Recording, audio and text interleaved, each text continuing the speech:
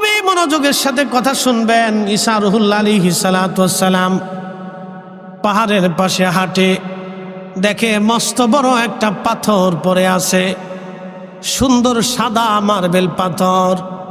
হযরত ঈসা রুহুল্লাহ আলাইহিস সালাম ডাক দিলেন, আল্লাহ, এত সুন্দর পাথর তো জীবনে কোনোদিন দেখি নাই, এত ধবধবে সাদা পাথর, রাব্বি এত সুন্দর পাথরের মধ্যে কি আছে, দেখতে মন চায়। আল্লাহ ডাক দিলেন, ঈসা রে, তোমার হাতের মধ্যে যে লাঠি আছে, এই লাঠিখানা দিয়ে তুমি পাথরের মধ্যে বাড়ি মারো, আঘাত করো। সাথে সাথে ঈসা রুহুল্লাহ আলাইহিস সালাম লাঠি দিয়ে পাথরের মধ্যে আঘাত করলেন। পাথরখানা ভেঙ্গে দুইটা টুকরা হয়ে আলাদা হয়ে গেল। ঈসা নবী লক্ষ্য করলেন পাথরের ভিতরে একজন আল্লাহর বান্দা, সবুজ পোশাক পরিহিত, সবুজ লাঠির উপরে ভর দিয়ে দাঁড়ায়া দাঁড়ায়া আল্লাহর জিকির আদায় করতেছে। জোরে বলা যাবে কি মারহাবা, লা ইলাহা। হাজিরিন, হযরত ঈসা রুহুল্লাহ দেখে রে পাথরের ভিতরে একজন আল্লাহর বান্দা দাঁড়িয়ে দাঁড়িয়ে আল্লাহর জিকির আদায় করে। একসাথে বলবেন মারহাবা। আজকের মজলিস কিসের মজলিস? কোরআন কার কালাম? আল্লাহর কালাম কার জিকির? না না, আল্লাহর কালাম, আল্লাহর জিকির। দুরূদ শরীফ আল্লাহর নবীরটা, কিন্তু কোরআন শরীফ জিকির আল্লাহর। যেই মজলিসে কোরআন তেলাওয়াত হয় ওটা আল্লাহর জিকিরের মজলিস, যেখানে আল্লাহর জিকির হয় সেটাও আল্লাহর জিকিরের মজলিস, যেখানে দোয়া হয় ওটাও আল্লাহর জিকিরের মজলিস, যেখানে নামাজ হয় ওটাও আল্লাহর জিকিরের মজলিস, যেখানে হাদিস তেলাওয়াত হয় ওখানেও আল্লাহর জিকিরের মজলিস, যেখানে দুরূদ শরীফ হয় ওটাও আল্লাহর জিকিরের মজলিস। বাবাজি, এইগুলি আল্লাহর জিকিরের মজলিস। নবীজি বলেন, সাহাবীরা রে, দুনিয়াতে যদি তুমি জান্নাতের বাগান পাও, ওই জান্নাতের বাগানে যায় বসো। সাহাবীরা বললেন, মা রিয়াজুল জান্নাহ ইয়া রাসূলুল্লাহ। নবী গো, জান্নাতের বাগান তো চিনলাম না। আমার নবী বললেন, হিয়া হিলাকুজ জিকির। দুনিয়ার জান্নাতের বাগান যদি খুঁজো, তাহলে খোদার জিকিরের মজলিস তুমি তালাশ করে দেখো, ওটাই আল্লাহর জান্নাতের বাগান। একবার জোরে বলা যাবে কি আল্লাহু আকবার। কিসের মজলিস? জিকিরের। জোরে বলেন, কিসের? কিসের বাগান? জান্নাতের। এনে জান্নাতের বাগানে বসবেন, দোয়া জামাতের সাথে করবেন। একার চাইতে জমাতে ভালো, বলে দিয়ে যাই। নামাজ কি একা পড়বেন না জমাতে পড়বেন? একার চাইতে জমাতে পড়া ভালো। এই যে মাহফিল হচ্ছে, জিকির হচ্ছে কার? একা করা ভালো না জমাতে করা ভালো? জমাতে করা ভালো। মাহফিল জমাতে ভালো। জমাত হইলি হিলাকুজ জিকির, রিয়াজুল জান্নাহ, এটা বেহেশতের টুকরা হয়ে যায় যদি জমাতে হয়। আর যদি জমাত না হয়, তাহলে আপনি একা থাকবেন, এটা জান্নাতের বাগান হবে না। আর যখন একাধিক লোক নিয়ে একসাথে করবেন, সেটা জান্নাতের বাগান হয়ে যাবে। একসাথে বলবেন আল্লাহু আকবার।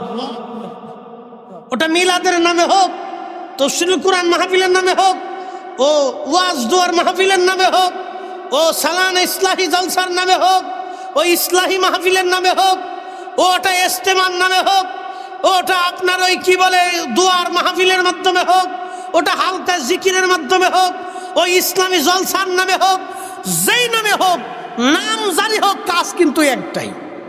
কি কথা বল না কেন? কাজ কয়টা? একটাই। কাজ ঘুরে ফিরে একটাই। ও কাজ কিন্তু ঘুরে ফিরে একটাই। মাহফিল শেষে দোয়া হবে কার কাছে? একসাথে বলেন তো, চাবো কার কাছে? মিলাদের পরে শেষে দোয়া হয় কার কাছে? না, ওইটা রসুলের কাছে চায়। হ্যাঁ, তো খালি বেদাত বেদাত কে শিখলেন কে? না, আজেরে খালি সমাজের ভিতরে ফেতনা সৃষ্টি করবেন না।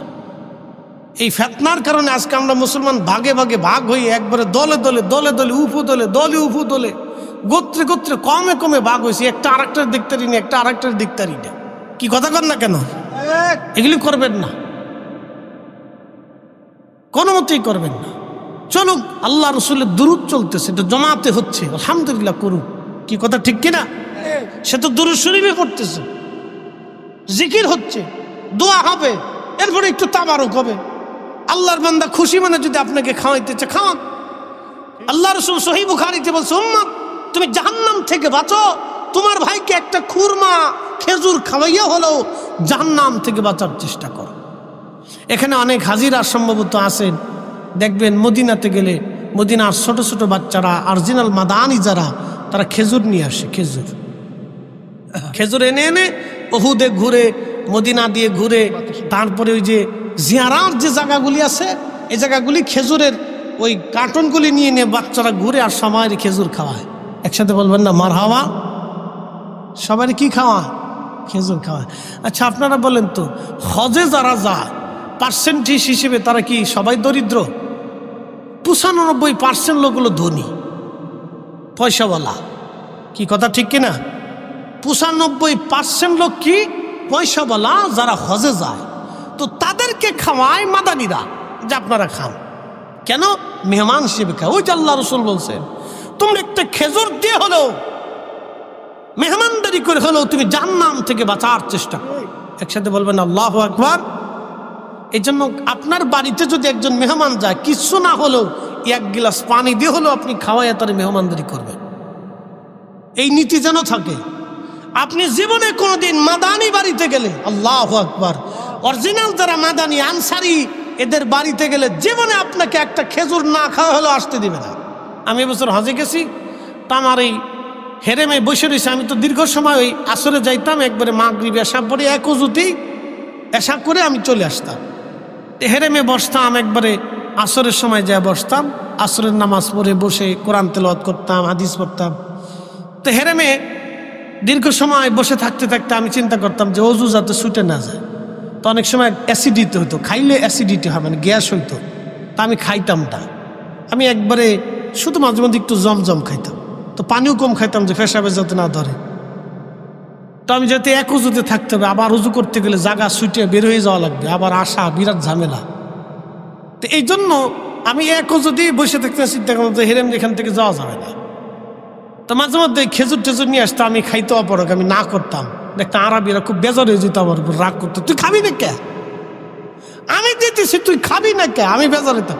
আমি তার বুঝাইতে পারতেছি না যে আমার সমস্যা, এটা বুঝাইতে, ও জোর করে আমার খাওয়াবে, তুই খাবি না কে? খাইতেই হবে তোর। খেজুর নিয়ে আসতো, বিভিন্ন খাবার নিয়ে আসতো, আমার জোর করে খাওয়াবে। তারা মেহমানদারিটাকে এইভাবে প্রাধান্য দেয়। তো এটাকে এগুলির আপনারা এনকার করবেন না, মানে খারাপ মনে করবেন না। মুসলমান খাওয়াক, নিষেধ করবেন না। আপনি খেজুর পারেন খেজুর খাওয়ান, বিরিয়ানি পারেন বিরিয়ানি খাওয়ান, খিচুড়ি পারেন খাওয়ান, ভাত পারেন খাওয়ান, বিস্কুট পারেন খাওয়ান, যেটা হালাল খাবার হলেই চলে। ঠিক আছে কি না? কি খাবার? হালাল খাওয়া। একটা খেজুর দানা হলেও খাওয়াই হলেও জাহান্নাম থেকে বাঁচার চেষ্টা করো। আল্লাহ রাসূল বলছেন, যদি তা না পারো তাহলে তোমার ভাইয়ের সাথে একটা মুস্কি হাসি দাও। একসাথে বলবেন আল্লাহু আকবার। কি হাসি দাও? মুস্কি হাসি দাও। আমরা এটাও ভুলিয়ে গেছি। আর আমরা দেশের ফুলাফানের কথা তো কয়ে লাভ নেই, খালি মোটর সাইকেল পালিয়েছি। ও বাপ চিনে না, তালুই চিনে না, খালুই চিনে না, ফুবু চিনে না, ও উস্তাদ চিনে না, মুরব্বী চিনে না, দাদা চিনে না, কিচ্ছু চিনে না, খালি সামনে ভম ভম ভম ভম ভম ভম ভম ভম করে দিতে, সালাম কালাম কিচ্ছু নেই। দিন দিন দিন দিন যত যাচ্ছে আদব উঠে যাচ্ছে। মুসলমানের সন্তানদের আদব থাকতে হবে। কথা বলেন ঠিক কিনা? আদব থাকতে হবে, অবশ্যই আদব থাকতে হবে তার।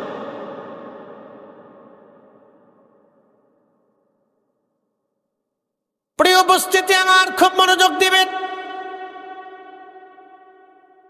আল্লাহ নবী হাদিস দিয়ে সারহুল্লাহ ডাক দে বলে, আল্লাহর বান্দা কত বছর ধরে তুমি পাথরের মধ্যে এইভাবে আসো বলো? আল্লাহর বান্দা জবাব দিল, হুজুর 400 বছর ধরে বিরামহীন ভাবে আমি এখানে আল্লাহর ইবাদতে আছি। বলে খাও কি? বলে এই আঙ্গুর ফল। এই পাথরের ভিতরে আল্লাহ একটা আঙ্গুর গাছ লাগিয়েছেন, দেখো এই আঙ্গুর ফল খাওয়াই আল্লাহ আমারে 400 বছর ধরে এই পাথরের ভিতরে খোদার ইবাদত করাচ্ছে। আমি ভুটান গেলাম আজ থেকে 5-6 বছর আগে, করোনারও কয়েক বছর আগে। ইন্ডিয়ান ভিসা নিয়ে তখন ভুটান যাওয়া যেত, ভারতের জায়গা। জেলার নাম হলো জলপাইগুড়ি জেলা। ওই আপনার উত্তরবঙ্গের লালমনিরহাটের পাটগ্রাম, হাতিবান্ধা, ওই সীমান্ত দিয়ে আমি ইন্ডিয়ার ওই কুচবিহার, মাহফিল, শিলিগুড়ি থেকে শুরু করে জলপাইগুড়ি জেলার জায়গাতে মাহফিল সেরে লোকেরা বলল, হুজুর আপনাকে ভুটান নিয়ে যাই। বলো চলেন। ভুটান যখন গেলাম, জাতীয় বৌদ্ধ মন্দির দেখলাম। বাবাজি ওরা স্বর্ণ দিয়ে মন্দির বানিয়েছে, আর আমরা মুসলমানরা মসজিদের জন্য ভিক্ষা চাইতে চাইতে হুজুরদের জান শেষ হয়ে যায়। আশ্চর্য। আমি জুব্বা গায়ে দিয়ে পাগড়ি পুগড়ি মাথা, আমি তখন থেকে প্রথম থেকে পাগড়ি পরি, আমার আদত।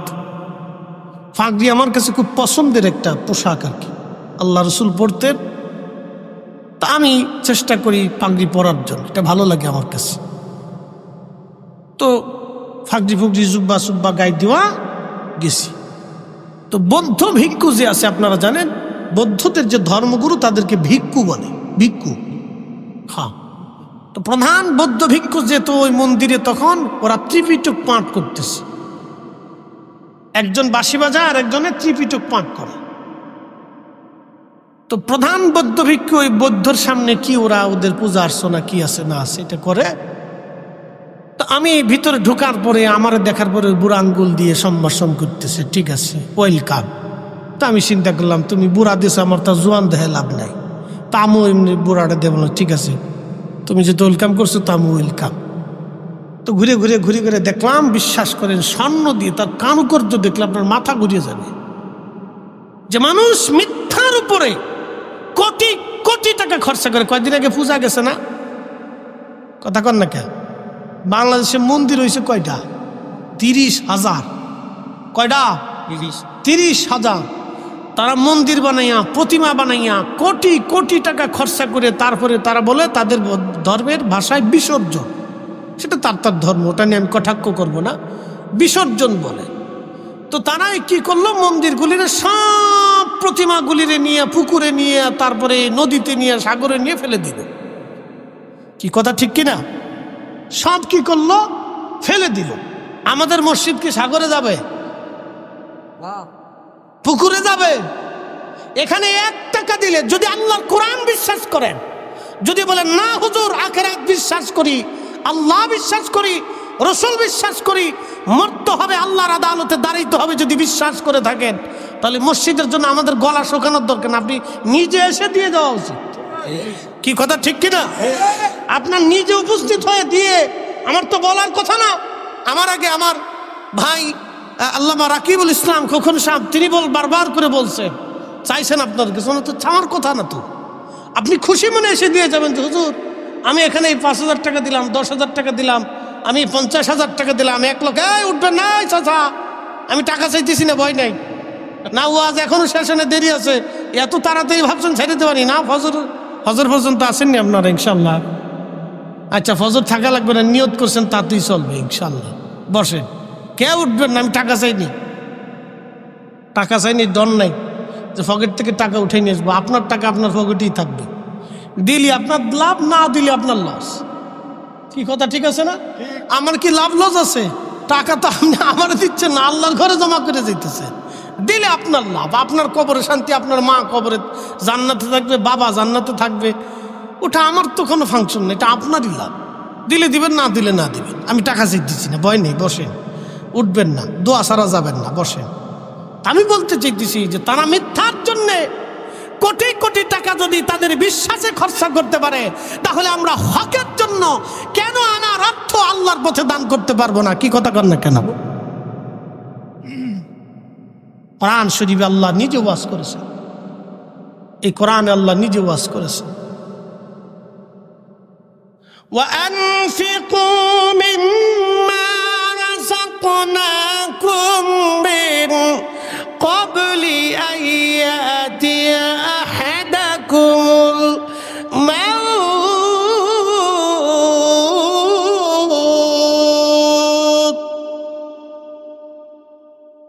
বান্দা তোমাকে রিজিক আমি আল্লাহ দিলাম, সম্পদ আমি আল্লাহ দিলাম। কে দিছে? আচ্ছা বলেন তো, ধান লাগাবেন আপনাদের দেশে কত শতকে বিঘা?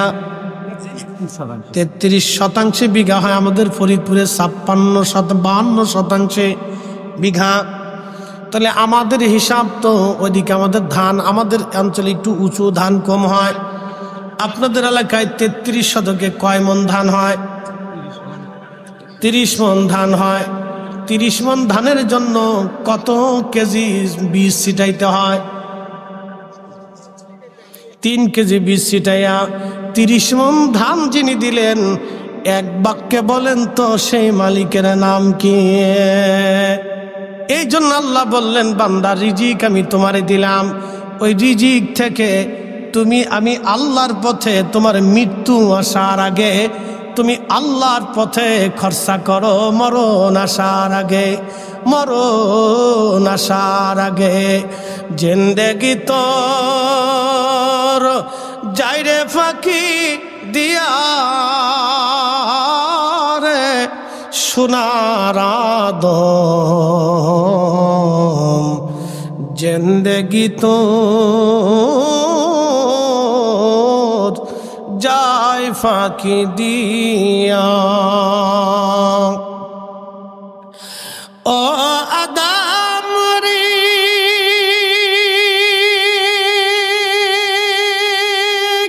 পাক ধরিয়া গেছে দাড়ি, দন্তবাসে গোটা চারি,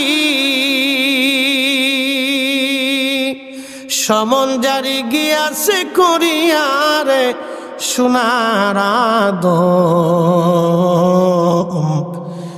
জিন্দেগি তোর যায় ফাঁকি দিয়া। বাবাজি খুব মনোযোগ দিবেন, একটা লোক উঠবেন না। আমি ঈসা আলাইহিস সালাম কি ওই পাথরের মাঝখানে আল্লাহর বান্দার কাছে রেখে আসছি। তারপরে চমকপ্রদ আশ্চর্য কিছু কথা আছে, শুনে যাবেন। কিন্তু তার আগে আমি শুধুমাত্র কমিটির অনুরোধে আপনাদের কাছে, একটা লোক উঠবেন না, লড়াচড়া করবেন না। যদি মন চায় যে হুজুর মরণ আসার আগে কিছু মসজিদে দিয়ে যাব, শুধু লোকেরা রুমাল নিয়ে যাবে, এই যাবার ভিতরে খুশি মনে দিবেন, আর এর ভিতরে আমি কিছু সময় জিকির করব। উঠবেন না, যার যার রুমালগুলি নিয়ে যাবেন। এই কোন দিকে কোন দিকে না যাওয়া যাবে না। আমি ওয়াজ ছাড়ি নেই, কিন্তু শুধু 2 মিনিটে খুশি মনে সবাই সন্তুষ্ট মনে শরীক থাকবেন। যান যান যান, এক ভলেন্টিয়ার ভাইরা ঢুকেন, এই পাশে যাবে, এই পাশে যাবে, সবাই পকেটে হাত দিবেন দোয়ার আগে। আমি ওয়াজ ছাড়ি নেই বাবাজি, ওয়াজ ছাড়ি নেই, ওয়াজ আপনাদেরকে পরেই করতেছি। 1 মিনিট আমাকে একটু সময় দেন, আর এর ভিতরে দুরূদ শরীফ পড়েন, পকেটে হাত দেন, আব্বা আম্মার কথা মনে করে 500, 1000, 100 যার যেমন সামর্থ্য আছেন শরীক থাকবেন। কেউ মাহরুম হবেন না বাবা আল্লাহর ঘরে। আরে বৌদ্ধ যদি স্বর্ণ দিয়ে বানাইতে পারে, তাহলে আপনি আল্লাহর ঘর কেটে কেন আপনার একটা সিমেন্টের অংশ এখানে রেখে যান? তাহলে হুজুর 400 বছর ধরে পাথরের মধ্যে আমি আছি। বলে কি করেন? 400 বছর ধরে আল্লাহর ইবাদত করি। খান কি? বলে আঙ্গুর ফল আল্লাহ এই পাথরের ভিতরে লাগিয়েছেন। 400 বছর ধরে আল্লাহর নিয়ামত জান্নাতি খাবার খেয়ে বেঁচে আসি। বলে আল্লাহর বান্দা 400 বছর ধরে বিরামহীন ভাবে দুনিয়ার সব জঞ্জাল ঝামেলা মুক্ত হয়ে রব্বুল আলামিন আপনাকে দিয়ে এখানে আল্লাহর ইবাদত করিয়েছে। ওহে আল্লাহর বান্দা, আল্লাহর নবী ঈসা রুহুল্লাহ আল্লাহকে ডাক দে, বলেন রাব্বি, এই বান্দার চাইতে মর্যাদাওয়ালা বান্দা পৃথিবীতে আর কেউ আসেনি। আল্লাহ ডাক দে বলেন ঈসা, এর চাইতো দামি বান্দা আমি আপনার পরেই একজন নবী আসবে, আখিরি নবী, তার উম্মতরা এর চাইতেও মর্যাদাওয়ালা হবে। একসাথে জোরে বলেন আল্লাহু আকবার। এবার বুঝাই, আখিরি নবীর উম্মতরা হবে এর চাইতেও দামি। ঈসা রুহুল্লাহ ডাক দেয়া বলেন, রব্বুল আলামিন কিসের কারণে দামি হবে? আল্লাহ ডাক দিলেন, ঈসা রে, আমি আখিরি নবীর উম্মতের মধ্যে বিশেষ বিশেষ কিছু সময় মুহূর্ত ইবাদতের মর্যাদা মূল্য আমি আল্লাহ দিয়ে দিব। ওই মর্যাদা মূল্যের কারণে যেমন লাইলাতুল বারাত, এরপরে লাইলাতুল কদর, জুমার রাত, এরপরে 2 ঈদের রাত, এই রাতগুলিতে যারা আল্লাহর ইবাদত করবে জেগে জেগে জেগে জেগে, কিয়ামতের মাঠে তাদের দিল মরবে না, তাদের দিলগুলি জিন্দা থাকবে, দিলগুলি জিন্দা থাকবে। বলেন মারহাবা।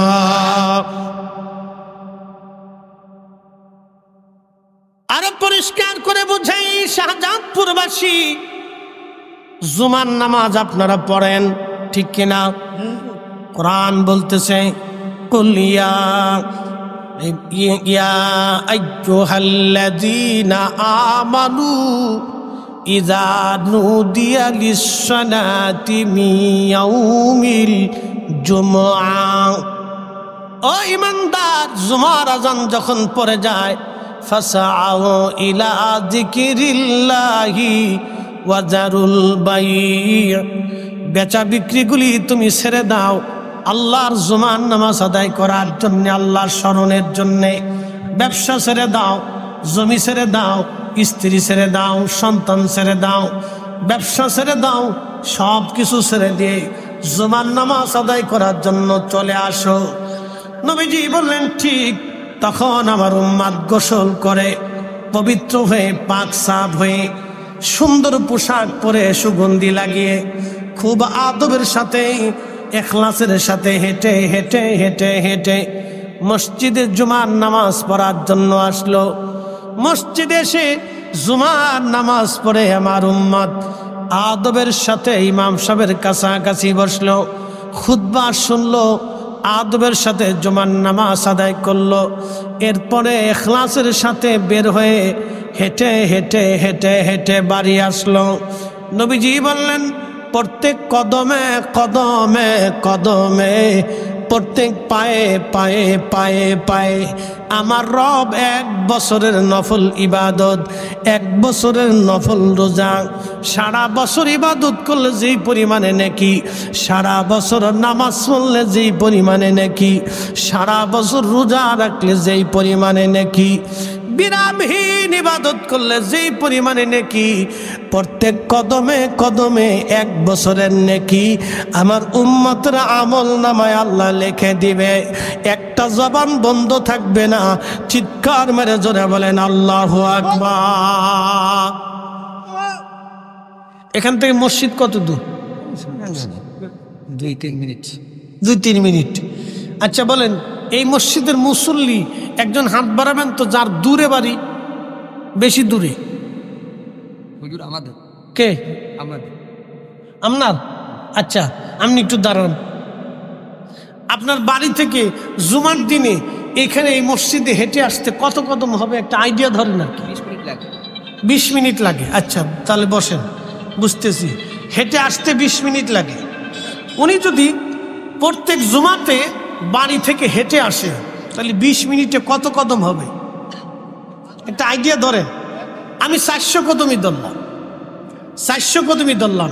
ঈসা আলাইহিস সালামের উম্মতের ইবাদত কয়শো বছর? জোরে বলেন। 400। একসাথে বলেন। 400। ওনার আসতে 400 কদম, যাইতে 400 কদম, তাহলে কত হইল? 800। তাহলে উনি কয়শো বছরের সব পাবে? আর ঈসা নবীর উম্মত কয়শো বছরের পাইছে? সে 400 বছর ইবাদত কইরা ফাসরের মধ্যে যা পাইছে, এই লোক শুধু মসজিদে যাবে জুমার দিনে আর আসবে, তাতেই সে পাবে 800 বছরের নেকি। একসাথে বলা যাবে আল্লাহু আকবার। না না, হাত উঁচা করে বলেন আল্লাহু আকবার। এই জন্য ঈসা আলাইহিস সালামকে আল্লাহ আমার ওই নবীর উম্মত বানাই দেন। সুবহানাল্লাহ। আমরা নবীও চিনি না, কোরআনও চিনি না। কি কথা ঠিক কিনা? নবীও চিনি না, কোরআনও চিনি, কোনোটাই চিনি না। খালি পয়সা চিনি, মালটু মালটু মালটু মালটু মালটু মালটু মালটু মালটু। কি সভাপতি সাহেব, দাদু ঠিক আছে না? হাজি সাহেব নাকি? হ্যাঁ মাশাআল্লাহ। কত বছর আগে গেছিলেন? 98-তে। মাইরে ফেলাইছে রে। 98 আজি, তার মানে সে বুড়া আজি। প্রায় 100 বছর বয়স। বয়সে 100 বছর, বুড়া কি শক্ত। টাডি মারা আবা বলে আল্লাহ আরো সুস্থতার সাথে হায়াত দিক, বলে না আমি। তাহলে 100 বছর যদি আমার দাদুর হায়াত হয়, তাহলে এই প্রত্যেক জুমাতে দাদু জীবনের জুমা এই আপনার কত বছর কাজা হয় না? একটা আইডিয়া দেন তো আমার। জুয়ান কালে যা করছেন করছেন ওটা বাদ দেন, ওটা আমরাও জানি বিরাট সাধু ছিলেন, আমরা জানি। বুড়া কাল হজ করার আগের থেকেই মাশাআল্লাহ মাশাআল্লাহ। আবার হজের পরে তার বাদই নেই। তো হজের পরে আমি হজের পরেরটাই ধরলাম। 98 থেকে এই পর্যন্ত ওনার জুমা কাজা নাই। একসাথে বলবেন মার আবা। 98 থেকে এই পর্যন্ত জুমা কাজা নাই। 20 বছরে জুমাই ধরেন, 20 বছরে ওনার জুমা কাজা নাই। তাহলে উনি হাইটে গেল, হাইটে আসলো, কত লক্ষ বছরের সোয়াব ওনার হয়েছে, খালি হিসাব করে দেখেন। এই জন্য ঈসা আলাইহিস সালামকে আল্লাহ আমারও ওই নবীর উম্মত বানায় দেন। একসাথে বলেন আল্লাহু আকবার। খালি জুমার নামাজের হিসাব দিলাম, বাকি হিসাব অনুকূলই রয়েছে। এই জন্য এই উম্মতের এত দাম, এত মর্যাদা আল্লাহ দিয়েছেন আমাদেরকে। শুধু যদি আমরা একটু হিকমত করি আর ইখলাসের সাথে কাজ করি, তাহলে হাসতে হাসতে জান্নাতে চলে যাব। হযরত ঈসা আলাইহিস সালাম বলেন ইয়া রাব্বি ওয়া দাআ ওয়া বাশারাতু ঈসা রূহুল্লাহ। নবী হাদিসে বলতেন আমি ঈসা আলাইহিস সালামের সুসংবাদ। এই জন্য প্রত্যেক মাহফিলে ওয়াজে ঈসা আলাইহিস সালাম আমার রাসূলের প্রশংসা করে বলতেন, আমার পরে একজন নবী আসবে, তিনি এই এই মর্যাদার অধিকারী, আমার পরে তিনি আসতেছে, আমার পরে তিনি আসতেছেন। আর তিনি দুয়াতে বলতেন আল্লাহ আমরা আখিরি নবীর উম্মত বানাই দেন, উম্মত বানাই দেন, উম্মত বানাই দেন। আল্লাহ পাক তার দোয়াকে কবুল করে নিলেন। হযরত ঈসা নবী 33 বছর বয়সে আমার আল্লাহ তার আসমানে উঠিয়ে নিয়ে চলে গেলেন, চতুর্থ আসমানে। কিয়ামতের আগে যখন ফোরাত নদীর পানি শুকায় যাবে, পৃথিবীতে 2টা নদী আল্লাহর জান্নাত থেকে এসেছে। একটা নদীর নাম ফোরাত আর একটা নদীর নাম নীল নদ। 2টা নদী খুদার জান্নাত থেকে সরাসরি এসেছে। এই জন্য হাজার হাজার বছর এই নদীগুলির বয়স, আজ পর্যন্ত এই নদীগুলি শুকায় নাই। নীল নদ একদিন শুকিয়ে যাবে। সহিহ বুখারীর কিতাবুল ফিতানের ভিতরে এসেছে, নবীজি বলেছেন ফোরাত একদিন শুকিয়ে যাবে। শুধু স্বর্ণের পাহাড় ফোরাত নদীর মধ্যে ভেসে উঠবে। ওই স্বর্ণের পাহাড় নিয়ে পৃথিবীতে বিশ্বযুদ্ধ লাগবে। শুধু বিশ্বযুদ্ধ বললে ভুল হবে, মহাযুদ্ধ হবে। সারা পৃথিবীর রন্ধে রন্ধে যুদ্ধ ছড়িয়ে যাবে।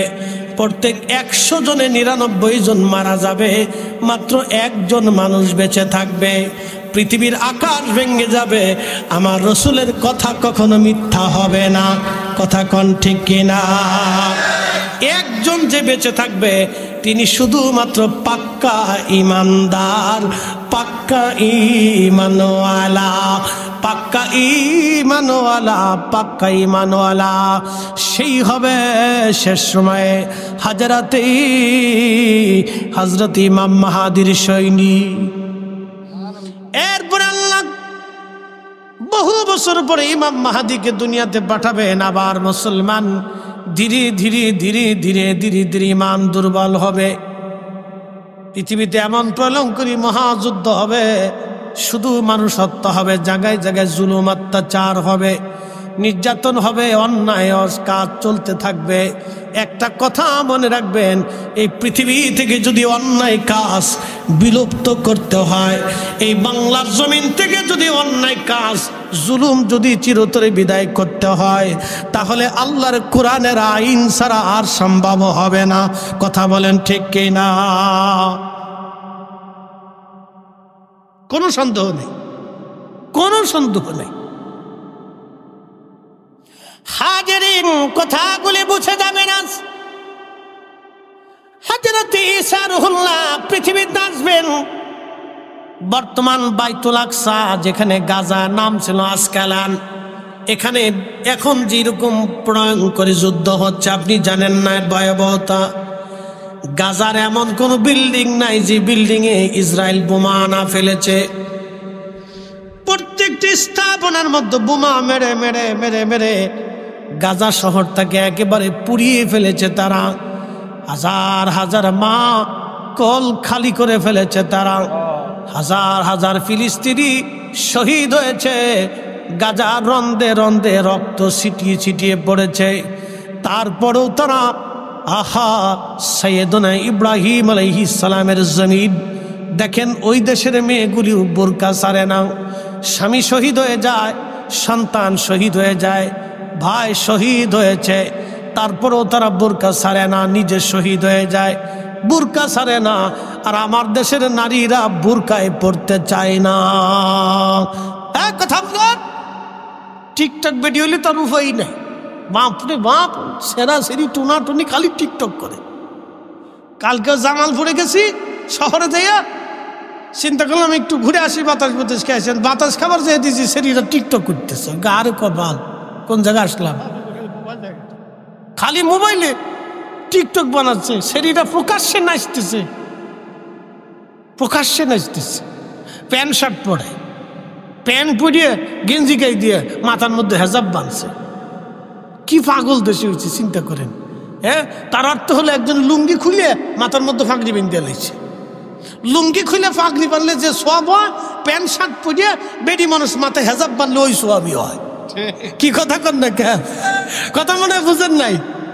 বুঝছেন নি আপনারা? বুঝছে যান। পাগল দেশে কত কোয়ালিটি রয়েছে। হাজিরিন, কি ওয়াজ করলে যে আপনারা বুঝবেন, কোন ভাষা দিয়ে বললে যে আপনারা বুঝবেন আমি জানি না। হযরতে ঈসা রুহুল্লাহ আলাইহিস সালামকে ওই বাইতুল আকসার ওখানে একটা সাদা মসজিদ হবে। ওই ফিলিস্তিনের এরিয়ার ভিতরে, যেটাকে শাম সিরিয়া বলা হতো, এই শাম অঞ্চলের ভিতরে সাদা মসজিদ বাইতুল আকসার এই ফিলিস্তিনের আশেপাশে হবে। এই সাদা মসজিদের উপরে হযরত ঈসা রুহুল্লাহ নামবেন ফেরেশতার কাঁধে ভর দিয়ে। ওখান থেকে তিনি মার্চ করবেন, মুসলমান সেনাদেরকে নিয়ে মার্চ করবেন, মুভ করবেন তিনি মদিনা মক্কাতুল মুকাররমার দিকে। এদিকে 40 বছর পর্যন্ত ইমাম মাহাদি মক্কার সৌদি আরবের মরুভূমি দিয়ে উট দুম্বা ছাগল ভেড়া চড়াবে। দুনিয়ার কোনো মাদ্রাসা মক্তবে লেখাপড়া শিখবে না, দুনিয়ার কোনো বিদ্যাই তিনি শিখবে না। 40 বছর ধরে সে উট দুম্বা ভেড়া বকরি চড়াইতে থাকবে। 40 বছর শেষ হয়ে যাওয়ার পরে ওই দিন রাত্রিবেলা আল্লাহ ইমাম মাহাদির কালবের ভিতরে উলুমুল হাদিস, উলুমুল ফিক, উলুমুত তাফাসির, উলুমুল বালাগাত থেকে শুরু করে উলুমুল লুগাত থেকে শুরু করে আল্লাহ ইসলামের এমন কোন বিদ্যা নাই যে বিদ্যা ওনার কালবে ঢুকিয়ে না দিবেন। সমরনীতি, রাজনীতি, দেশনীতি, পররাষ্ট্রনীতি, রাষ্ট্রবিজ্ঞান থেকে শুরু করে চিকিৎসা বিজ্ঞান দিয়ে, অস্ত্র বিজ্ঞান দিয়ে শুরু করে সব বিজ্ঞান ওনার কালবের মধ্যে আমার আল্লাহ এক রাতে ঢুকিয়ে দিবেন। একবার জোরে বলা যাবে কি আল্লাহু আকবার। ইমাম মাহদী মক্কাতুল মুকাররমা আসবেন। সারা মক্কার মানুষ ওনাকে দেখে চিনে ফেলবে। ওনার সুরত চেহারা হবে ভিন্ন, অনেক সুন্দর। আল্লাহ নবী বললেন, আমার মাহাদি তার বাবার নাম হবে আব্দুল্লাহ, আমার মাহাদির নাম হবে মুহাম্মদ, তবে তার পরিচয় হবে ইমাম মাহাদি হিসেবে। আমি নবী যেইভাবে কালেমার দিন জমিনে প্রতিষ্ঠিত করেছি, আমার মাহাদি আল্লাহর জমিনে কালেমার দিন প্রতিষ্ঠিত করবেন। একবার জোরে বলা যাবে কি আল্লাহু আকবার। না না, আরো জোরে বলেন আল্লাহু আকবার।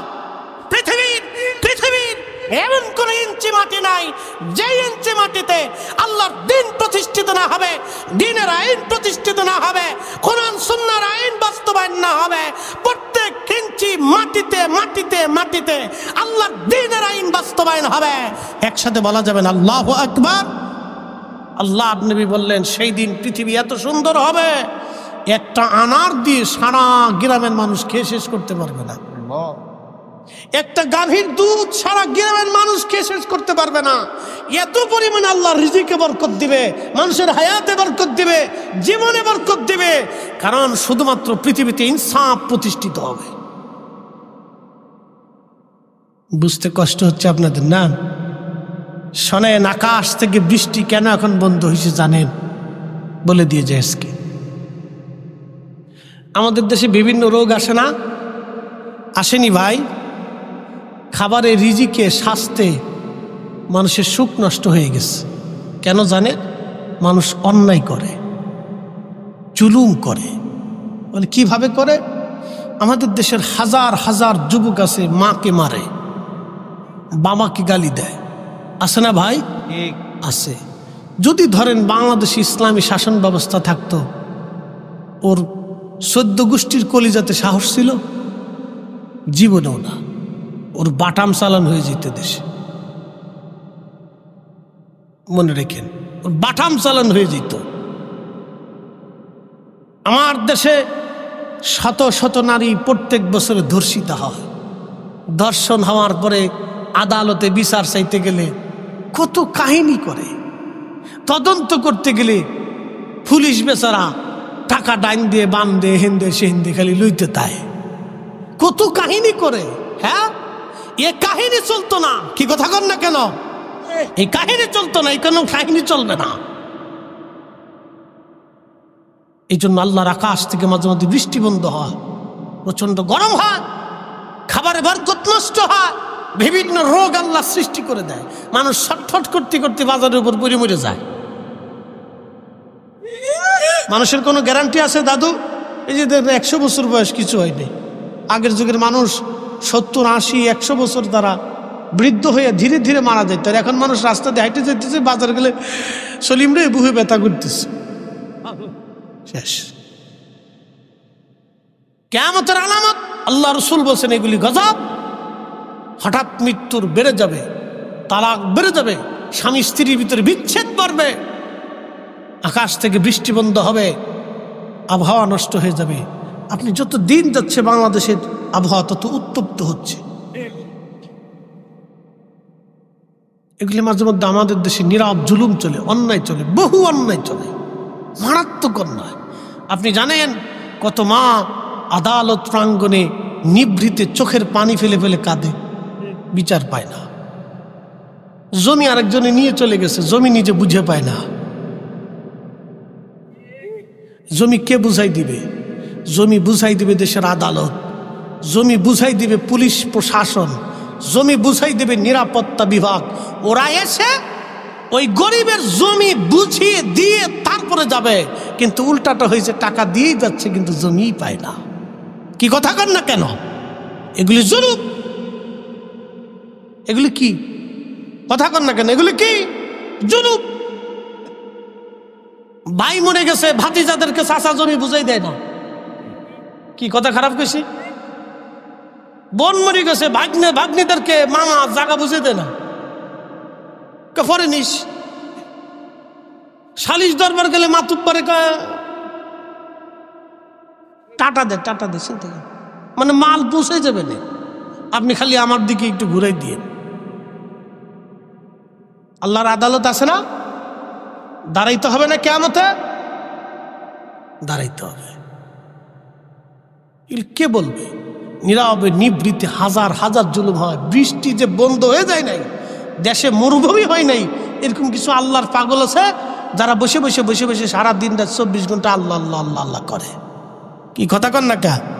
কিছু আল্লাহর পাগল আছে যারা তাহাজ্জুদ পড়ে আল্লাহ আল্লাহ করে, আল্লাহ জিকির করে, জন্য আল্লাহ বৃষ্টি বন্ধ করে নাই।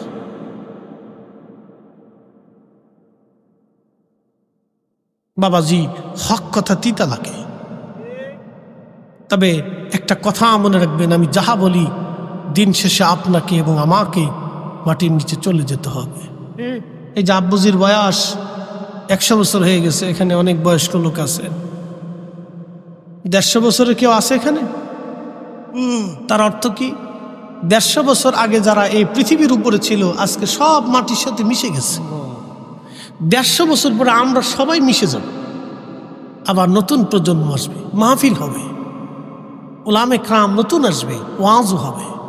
এই কোরআন 150 বছর পরেও থাকবে। জোরে বলেন, জোরে বলেন। কিন্তু আজকে যারা অন্যায় করতেছে তারা আর মাটির সাথে মিশে যাবে। কথা বুঝে বাড়ি যাওয়াটা জরুরি ভাই আমার, প্রিয় বোন আমার, কথা বুঝে বাড়ি যাবে। ওরা মাটির সাথে মিশে যাবে, অস্তিত্বহীন হয়ে যাবে। এর জন্য পৃথিবী থেকে আপনাকে আল্লাহ এবং তার রসুলকে খুশি করে যেতে হবে। আল্লাহ এবং তার রসুলকে খুশি করে যেতে হবে। আল্লাহ এবং তার রসুলকে খুশি করে যেতে হবে।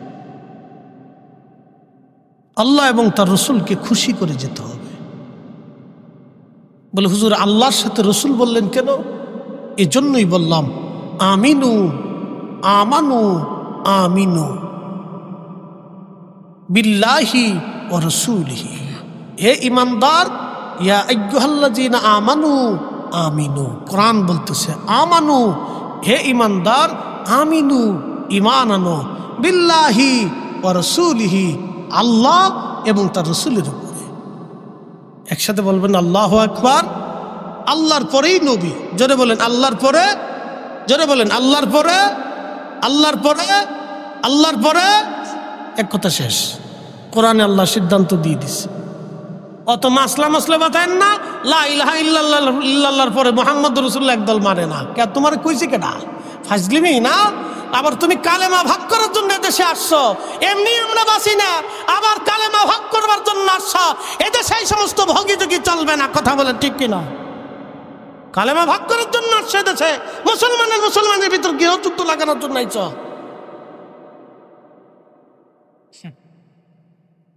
এমনি দেশের মানুষ হাজার হাজার ঘুষখোর, সুদখোর, আকাম্মে ওকাম্মে, আজারে বাজারে আমরা এগুলির সাইজ করতে পারতেছি না। এরপরে মনে হয় আমরা মুসলমানের ভিতরে কালেমা নিয়ে ঝগড়া বাঁধাই দিচ্ছে। মানে কালেমা ভাগ করার জন্য আছে। শয়তান কোথাকার।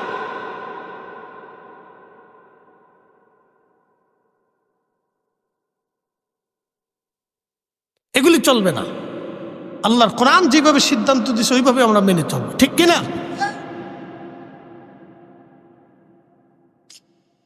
প্রিয় উপস্থিতি আমার, অনেক কথা বলতে বলতে সারা রাত পার হয়ে যাবে। শুধু আপনাদেরকে বুঝাইলাম আল্লাহ আমাদেরকে অনেক সম্মান দিয়েছেন, অনেক মর্যাদা দিয়েছেন। এই মর্যাদা যেন আমরা ধরে রাখতে পারি। কালকে থেকে, আজকে থেকে এখান থেকে নিয়ত করে যাব আল্লাহ আর জীবনে এক ওয়াক্ত নামাজ ছাড়ব না। ইনশাআল্লাহ বলেন। না না, সবাই একসাথে বলেন ইনশাআল্লাহ। জোরে বলেন ইনশাআল্লাহ। আর একটা কথা মনে রেখে যাবেন, আজ একটা কথা মনে রেখে যাবেন। আমার পীর ভাই যারা আছেন তারা মনে রেখে যাবেন, আমার প্রত্যেকটা মুসলমানই আমার ভাই। কথা ঠিক কিনা? আমরা সবাই কি ভাই? কথা কন না, আমরা সবাই কি ভাই? এক কোরআন, এক আইন, এক বিধান, এক সুন্নাত, এক জীবন, এক কথা। আমরা প্রত্যেকটা মুসলমান ভাই।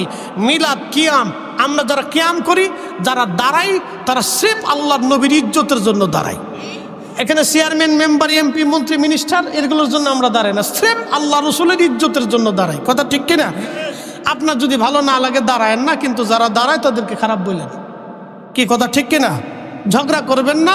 দাঁড়াইছে দাঁড়াই থাকুক, যে বসে রয়েছে এখন আর বসে রয়েছে তার আর জোর করানোর দরকার নেই, গুতাগুতি করার দরকার নেই, ঠিক কিনা?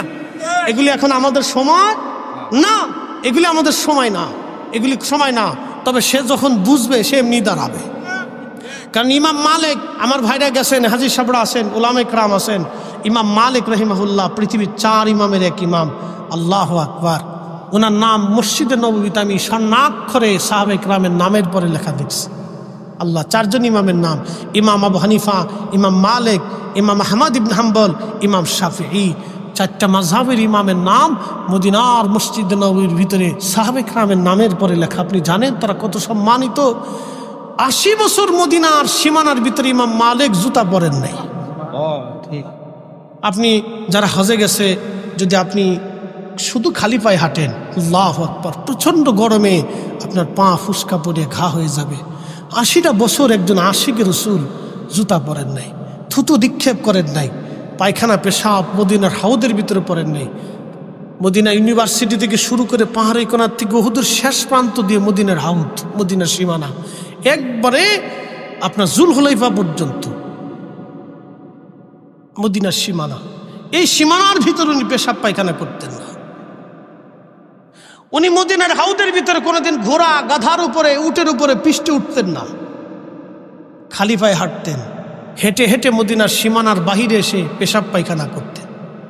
আপনি বলেন, জিজ্ঞেস করলে বলতেন, মানুষ এই মাটির নিচে রাহমাতুল আলামিন ঘুমিয়ে আছেন, কি করে আমার সাহস হয় এই মদিনার মাটিতে আমি জুতা পরবো, পায়খানা পেশাব করবো, যেখানে রসুল ঘুমিয়ে আছে? একসাথে বলবেন আল্লাহু আকবার। আর কোনো দলিল দেন নাই, আর কোনো দলিল নেই। এত বড় ইমাম, আর কোনো উসুলও দেন নাই, দলিলও দেন নাই। শুধু একটা কথাই বলতেন, আমি কি করে এই মদিনার সীমানার ভিতরে আমি জুতা পরবো? তো যারা ইয়া নবী সালাম আলাইকা বলার পরে দাঁড়ায়, মন্দ বললেন না, এরা স্রেফ আল্লাহ রসুলের সম্মানের জন্য দাঁড়ায়। আপনি মন্দ বলতে পারেন, কিন্তু ওনাদের উদ্দেশ্য একটাই থাকে। ইমাম মালিকের যেমন সারা জীবনের উদ্দেশ্য একটা ছিল রসুলের সম্মান, ওনাদের উদ্দেশ্য একটাই। মন্দ বললে বলতে পারেন, এটা আপনার মনের ব্যাপার, বলতে পারেন, কিন্তু ওনারা আল্লাহ রসুলের সম্মানে দাঁড়ায়। ছোট করে দেখার সুযোগ নেই ভাই, এগুলি নিয়ে ঝগড়া করবেন না। এটা একটা জিকিরের মজলিস, একটা দোয়া, আল্লাহ রসুলের প্রশংসা হয়। বলেন, রসুল ছাড়া তো আমরা দিন পাইতাম না, কথা ঠিক কিনা? ওনার দন্ত মোবারক উহুদে শহীদ হয়েছে। আমার ভাইরা এখানে আছেন, সেই মসজিদ এখনো উহুদে আছে, যেখানে আল্লাহ রসুল জোহর এবং আসরের নামাজ পড়েছিলেন। জোহরের নামাজ পড়ার পর ওইখানে বসেছিলেন। আসরের নামাজ পড়ার শেষ সময় কাফেররা প্রিয় নবীজির উপর আক্রমণ করলেন। ওই সময় দন্ত মোবারক শহীদ হয়ে গেল। নবীজিকে নিয়ে যাওয়া হলো উহুদের সেই ফাঁকা জায়গাতে। এখনো সেই ফাঁকা জায়গা আছে। আল্লাহর কোরআন আমার হাতে, একটা শব্দ মিথ্যা বলবো না বাবাজি। ওই মালিকের হাতে আমার জীবন, আমার মৃত্যু। আজকে সেই উহুদের বর্ণনাটা আপনাদেরকে দিয়ে চলে যাই। প্রিয় উপস্থিতি আমার, সেই ফাঁকা জায়গায় আল্লাহ রসুলকে নিয়ে যাওয়া হলো। জিব্রাইল ফেরেশতা এবং কয়েকজন সাহাবী সহ নবীজিকে নিয়ে যাওয়া হলো সেই ফাঁকা জায়গা। এবছর হজ থেকে ফেরার পথে মদিনার একটা দিন আমার বাকি আছে। শুধু মন কাঁদতেছিল আমার বারবার, আমি একটু রাত্রিবেলা যাব। দিনে তো বহুবার উহুদে গেছি, একটু রাত্রে যাব। বিশ্বনাথ আলিয়ার প্রিন্সিপাল, কামিল মাদ্রাসার প্রিন্সিপাল সাহেব আমার সাথে ছিলেন, ভাইস প্রিন্সিপাল সাহেব, আমরা একসাথে হজ করছি, একই রুমে থাকছি। আমাদের জালালাবাদী একজন ছিলেন, তারপরে গজনবী, তিনি লন্ডনে এক আলেম, তিনি আমার সাথে ছিলেন। আমরা একসাথে সেই উহুদে গেলাম। আল্লাহর কসম করে বলি, 5-6 জন মিলে আমরা রাত্রিবেলা গেলাম। যাওয়ার পরে যেখানে আল্লাহর নবী বিশ্রাম করেছিলেন, ওইখানে যাওয়ার পরে দেখি আমরা যখন উঠলাম তখন বাতাসের সাথে শুধু সুঘ্রাণ বেশি আসতেছে। আল্লাহর কসম, কোরআন শরীফ আমার হাতে, আমার প্রত্যেকটা পশম দাঁড়ায় গেল। যে আমাকে নিয়ে গেছে সে বলতেছিল, মামা আমি 80 দশক থেকে মানুষকে হজে নিয়ে আসি, জীবনে রাত্রিবেলা কোনোদিন এখানে আসিনি। আজকে আপনার পিড়াপিড়িতে আজকে আমার নসিব হয়ে গেল। মামা এত সুঘ্রাণ আসতেছে। ওই যেখানে আল্লাহর নবী বিশ্রাম করছিলেন ওই জায়গাটা সিমেন্ট দিয়ে সৌদি প্রশাসন আটকাই দিছে, যাতে ভিতরে কেউ না যায়, ওখানে কেউ অপবিত্রতা না করে, সেভ করার জন্য শুধু জানালার মতো একটু কেটে রাখছে। বিশ্বাস করেন, আমরা বেয়ে উঠে জানালার ভিতর দিয়ে মুখ লাগায় ফাঁকা জায়গা দিয়ে নাক, ভিতর থেকে এমন সুঘ্রাণ আসতেছিল, আল্লাহু আকবার, আল্লাহর কসম, 1450 বছর পরেও আল্লাহর নবীর সুঘ্রাণ আসতেছে। বেহেশতের সুঘ্রাণ, পৃথিবীর কোন আতরের সাথে সুঘ্রাণের কোনো মিল হবে না। যিনি আমাকে হজে নিয়ে গেছিলেন তিনি বললেন, মামা আমি বাইতুল আকসাতে গিয়েছিলাম। বাইতুল আকসাতে সেই পাথরের উপরে, যে পাথরে নবীজি কদম রেখেছিলেন, সেই পাথরে প্রিয় রসুলের পায়ের ছাপ এখনো আছে। ওই পাথর থেকে যেই ঘ্রাণ আসে, উহুদ থেকে এখান থেকে সে একই রকম ঘ্রাণ আসে। বলে যে পৃথিবীর কোন আতরের সাথে ঘ্রাণ আপনি মিলাইতে পারবেন না। ছোট করে দেখার সুযোগ নেই বাবা। আল্লাহ রসুলের কোনো বিষয়কে ছোট করে দেখবেন না, দেখলে আপনার জীবনের ক্ষতি হয়ে যাবে। প্রিয় ভাই আমার, আমরা প্রত্যেকজন মুসলমান, আমাদের কোরআন একটা, আমাদের রসুল একটা। ভালোবাসতে হবে রসুলকে জীবনের সব কিছু দিয়ে, কথা ঠিক কিনা? সব কিছু দিয়ে বাসতে হবে। এই জন্য ছোট করে দেখার সুযোগ নেই। নিন্দা মন্দ এগুলি করবেন না, মিলেমিশে থাকবেন। আল্লাহ আমাদেরকে মিলেমিশে থাকার তৌফিক দিক। সকলে বলে না আমিন।